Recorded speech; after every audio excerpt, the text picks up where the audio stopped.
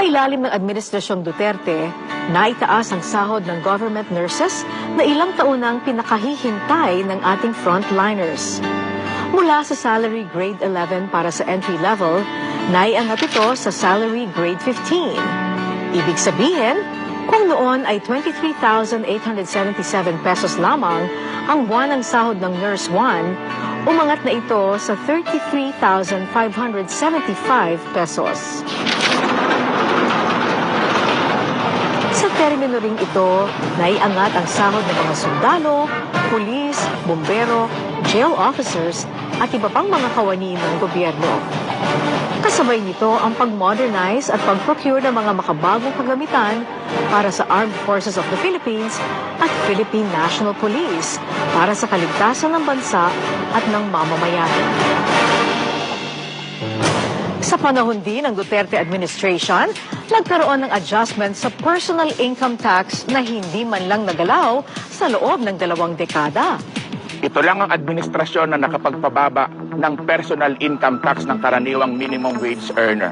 Kung saan, the administration practically gave 14-month pay sa karaniwang Pilipino.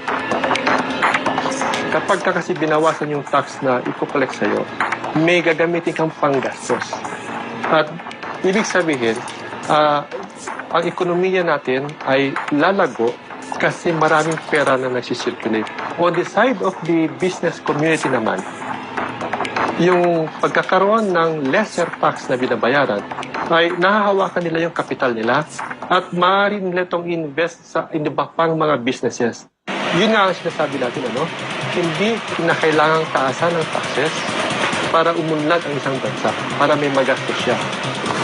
Sometimes it's better to cut the tax para may maiwan sa mga kumpanya para makapag-innovate pa ito ng panibagong mga produkto.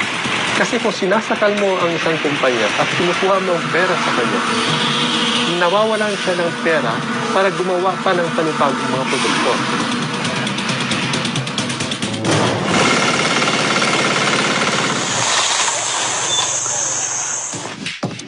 Sa Duterte administration, naisabatas ang Rice Tarification Law na nagpababa sa presyo ng tigas na isa sa mga pangunahing produkto na kinokonsumo ng mga Pilipino.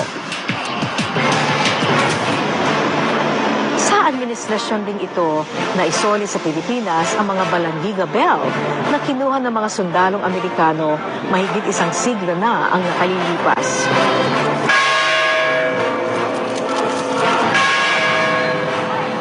Bells are returned.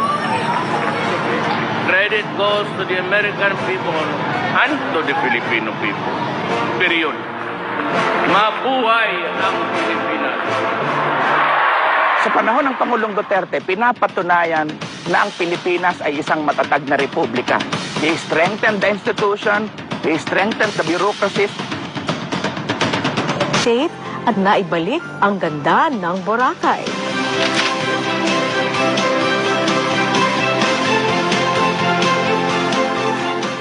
At nalinis naman ang Manila Bay na ilang dekada nang napabayaan. Kasama ba namin kayo sa challenge nito?